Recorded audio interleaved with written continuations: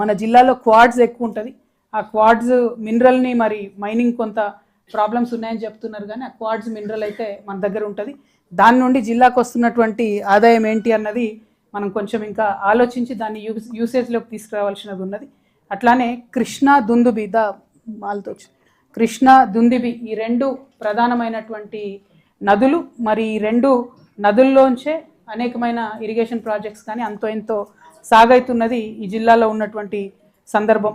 ఇక దేవాలయాలకైతే లెక్కనే లేదు. శ్రీశైలానికి ముఖద్వారంగా ఉన్నాం. నాకు బాగా ఇష్టమైనటువంటిది మల్లెల తీర్థం. చాలాసార్లు దిగి ఎక్కినాం. ఆల్మోస్ట్ నాగర్ కర్నూలు మన తెలంగాణ ఊటీగా చెప్పొచ్చు, అంత బ్యూటిఫుల్ ఉంటుంది ఆ క్షేత్రం. ఉమామహేశ్వర ఆలయం కావచ్చు, ఇవన్నీ కూడా చాలా పెద్ద ఎత్తున ఉన్నాయి. పర్టికులర్గా సోమశిల టు శ్రీశైలం ఆ టూరిజం స్ట్రిప్ కూడా మంచిగా ఉంటుంది. ఇంకొంచెం డెవలప్ చేయాల్సి ఉంటుంది, కానీ అది చాలా మంచిగా ఉంటుంది. అట్లానే మన ఈ జిల్లాకు సంబంధించి బాధాకరమైన విషయం ఒకటే ఏంటంటే అక్షరాస్యత మాత్రం పెరుగుతలేదు. 54% ఉన్నది. అది బాగా పెరిగుంటే బాగుండేది. ఇంకా పెరిగేటట్టుగా కొంచెం ప్రభుత్వాలు కానీ ప్రజాప్రతినిధులు కానీ శ్రద్ధ పెట్టుంటే బాగుంటుందని చెప్పి నాకు పర్సనల్గా అనిపిస్తుంది. అయితే ఇట్లా ప్రతి జిల్లాకు 2 రోజులు పోయినప్పుడు మా ప్రాధాన్యత అంశాలుగా మేము తీసుకున్నది ఏంటంటే, 1 ఖచ్చితంగా హాస్పిటల్ చూస్తూ ఉన్నాం, 2 విద్యాలయాలు పాఠశాలలు చూస్తూ ఉన్నాం, 3 వాటర్ ప్రాజెక్టులు చూస్తూ ఉన్నాం. సో ఇవాళ పొద్దున్నే ఫస్ట్ వస్తూనే మేము వట్టెం దగ్గర ఏదైతే పంప్ హౌస్ ఇదివరకు మునిగిపోయిందో ప్లస్ వట్టెం రిజర్వాయర్ కూడా చూసి రావడం జరిగింది. అదేవిధంగా మళ్ళీ ఇవాళ రేపు కూడా ఇంకా 2 రిజర్వాయర్లు కూడా చూసేటివి ఉన్నాయి. ఎల్లూరు రిజర్వాయర్ ఒకటి, ఇట్లా అనేకమైన కార్యక్రమాలు ఇవాళ రేపు కూడా ఉన్నటువంటి సందర్భం. ప్రత్యేకించి మన కృష్ణా జలాల్లో తెలంగాణ ఆవిర్భావం తర్వాత కూడా మన జిల్లాకు అన్యాయమే జరిగిందని చెప్పాలి. ఎందుకోసం అసలు యుద్ధం జరిగిందే, నీళ్లలో నిప్పురవలు రగిలిందే తెలంగాణలో నీటి కోసం, నీటి వాటా కోసం. కృష్ణ అనేటటువంటి నది మన మహబూబ్ నగర్, ఉమ్మడి మహబూబ్ నగర్లో ఎంటర్ అయితే అది బయటికి వెళ్ళేంత వరకు కూడా దాదాపు 308 కిలోమీటర్లు మన మహబూబ్ నగర్ ప్రాంతంలో పారుతుంది. కానీ ఎన్నడూ కూడా మనం ఉన్నటువంటి కెపాసిటీకి సంబంధించి కూడా నీళ్ళు వాడుకోలేకపోయినాం. సరే, అన్ని రకరకాల లెక్కలు చెప్పి 299 టీఎంసీలు మనము వాడుకునే పరిస్థితి ఉందని చెప్పిండ్రు, కానీ అవి కూడా మనం ఎన్నడూ కూడా ఫుల్ కెపాసిటీకి వాడుకోలేదు. సో అల్టిమేట్గా మనకు కృష్ణాలో 550 టీఎంసీలు రావాలి. 550 టీఎంసీలు రావాలంటే మొత్తం కృష్ణా పరివాహక ప్రాంతమైనటువంటి మహబూబ్ నగర్లో దాన్ని వాడుకునేటటువంటి ఆస్కారం ఉన్నాయి. పాలమూరు రంగారెడ్డి కట్టినాం. పాలమూరు రంగారెడ్డి కట్టినప్పుడు ఏమైంది, ఏదైతే అంతకుముందు ఎక్సెస్ ఉన్నాయో 45+45 90 టీఎంసీకి కడుతున్నామని బీఆర్ఎస్ గవర్నమెంట్ మొదలుపెట్టినటువంటి పరిస్థితి మనం చూసినాం. కానీ ఎట్లయితే కాళేశ్వరం ఉరుకులు పెట్టిందో అట్లా పాలమూరు రంగారెడ్డి ఉరుకులు పరుగులు పెట్టి ఉంటే ఈ పాటికి రిజల్ట్ వేరేగా ఉంటుండే. కానీ అట్లా జరగలే. ఇప్పుడు మేము పోయి వచ్చిన వట్టెం రిజర్వాయర్ కట్టిండ్రు కరెక్టే, కానీ దానికి సంబంధించిన కాలువలు కానీ దానికి సంబంధించినటువంటి వ్యవస్థ కానీ ఎక్కడ తయారు కాలే. నిన్న బీఆర్ఎస్ పార్టీకి సంబంధించి ఇప్పుడు చేస్తున్నటువంటి క్లెయిమ్ ఏంటిదంటే, ఉమ్మడి మహబూబ్ నగర్ జిల్లాలో మేము 6.5 లక్షల ఎకరాలకు కొత్తగా నీళ్ళు ఇచ్చినాం తెలంగాణ వచ్చిన తర్వాత. కరెక్టే, దాంట్లో డౌట్ ఏం లేదు. కానీ అసలు మహబూబ్ నగర్ జిల్లా విస్తీర్ణం భారతదేశంలోనే నంబర్ 1 జిల్లా. మన విస్తీర్ణంలో 30 లక్షల ఎకరాల పైచిలకు ఉండేటటువంటి జిల్లా. అంటే 25 లక్షలు దాదాపుగా పంటలు పండించుకునే భూములే ఉన్నాయి. ఆ 25 లక్షల పంటలు పండించుకునే భూమిలో తెలంగాణ వచ్చిన ఈ 12 ఏళ్లకు కేవలం 6.5 లక్షల ఎకరాలకు మనం నీళ్ళు ఇచ్చాం. ఇది కరెక్టేనా?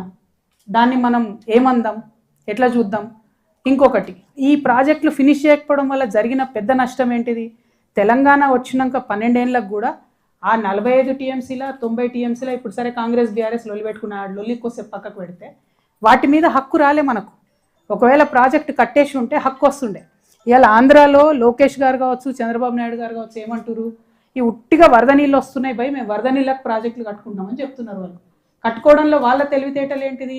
మనం ఎక్కడ వెనుకబడిపోయినాం అంటే, వరద నీళ్ళు పేరు చెప్పి ప్రాజెక్టు కట్టుకుంటే రేపు యాక్చువల్గా ట్రిబ్యునల్లలో వాటర్ డిస్ట్రిబ్యూషన్ జరిగినప్పుడు ఏమవుతుంది? ఆల్రెడీ కట్టేసుకున్నారు కదా వీళ్ళు, 100 టీఎంసీల ప్రాజెక్టు కట్టుకున్నారు కాబట్టి 100 టీఎంసీలు వీళ్ళకి ఇచ్చేద్దామంటారు. సో అట్లా ఇక్కడ పాలమూరు రంగారెడ్డి అనేటటువంటిది కట్టేసి ఉంటే ఇప్పటికే మనకు 90 టీఎంసీ హక్కుభుక్తంగా వస్తుంది. ఇప్పుడు అది జరగలేదు. కాంగ్రెస్ ఏం చేసింది, ఆ ఉన్న 19 కూడా ఓడగొట్టి 45 టీఎంసీలు చాలని వాళ్ళు ఉత్తరం రాశారు. అంటే అసలు వాడుకోవాల్సిన 550 టీఎంసీలో ఏం వాడుకుంటున్నాం?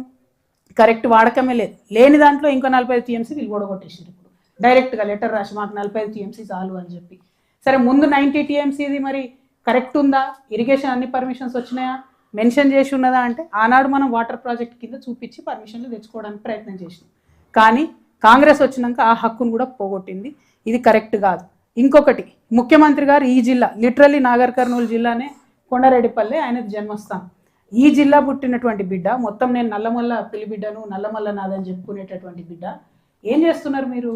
ఉన్నటువంటి పాలమూరు రంగారెడ్డిలో 21 ప్యాకేజీలు ఉంటాయి, 18 ప్యాకేజీలే పని మొదలైంది. ఆ పాలమూరు రంగారెడ్డిలో 3 ప్యాకేజీలు తీసి పడేశారు. అంటే రంగారెడ్డి ఎగిరిపోయింది, వికారాబాద్ ఎగిరిపోయింది, డిండికి ఇవ్వాల్సినటువంటి నీళ్ళు ఇంతవరకు ఒక సుక్క కూడా ఇవ్వలేదు.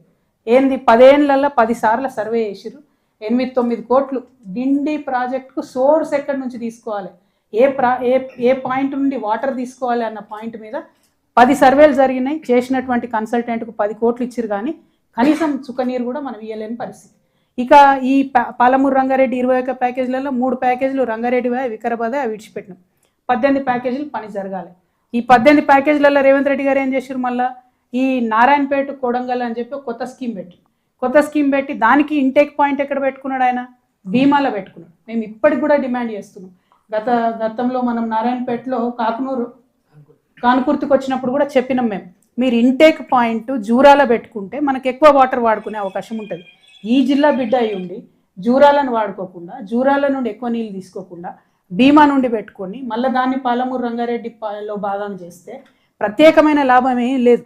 అంటే ఈయన కూడా గురువును సాటిస్ఫై చేయడానికే పాలమూరు ప్రాజెక్టులను కంప్లీట్గా పక్కకు పెట్టినట్టు రేవంత్ రెడ్డి గారి విషయం మనకు అర్థమవుతున్నది. సో బీఆర్ఎస్ వచ్చింది, రెండేళ్ళు కాంగ్రెస్ వచ్చిన తర్వాత నీళ్లు రాలేదని అంటలేను నేను. 6.5 లక్షలు వచ్చినాయి, కానీ ఎన్ని ఎకరాలకు రావాలి? 25 లక్షల ఎకరాలకు రావాల్సింది 6.5 లక్షల ఎకరాలకు వచ్చినాయి. ఆడికే మన పాలమూరు బిడ్డలు మంచోళ్ళు కాబట్టి, అంతకుముందు ఆ మాత్రం కూడా నీళ్లు చూడలేదు కాబట్టి 14లో 13 సీట్లు గెలిపించారు. 13 సీట్లు గెలిపిస్తే మనం చేసింది ఏంది? వట్టెం రిజర్వాయర్ కట్టిరు. మీరు బాగా చూసుకోవాలి, బాగా నోట్ చేయాలి. వట్టెం రిజర్వాయర్ కట్టిరు. ఏ రిజర్వాయర్ కట్టాలన్నా కూడా అందులో మొత్తం ఆ బండులో నల్ల మట్టిని నింపుతారు. వట్టెం రిజర్వాయర్ కింద 900 ఎకరాలు నల్ల మట్టిని తీసుకోవడానికి అప్పచెప్పడం జరిగింది ఆ ప్రాజెక్టు. ఇప్పుడు ఆ 900 ఎకరాలు